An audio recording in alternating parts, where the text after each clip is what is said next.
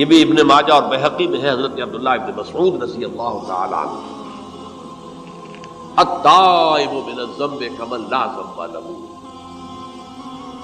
گناہ سے توبہ کرنے والا ایسے ہے جیسے اس نے کبھی گناہ کیا ہی نہیں. دھل جاتی ہے، تختی دھل گئی، بچے نے تختی لکھی تھی اس کو دھو دیا، ختم ہو گئی. ایک حدیث تو پڑھ کر میں بھی چونکا. یہ اصل میں اسلوب ہے بیان کا، بتانے کے لیے کہ تمہارے دلوں کے اندر مایوسی کا غلبہ نہ ہو.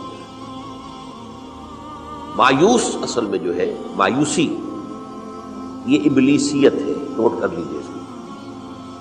مایوسی ابلیسیت کی کا عکس ہے.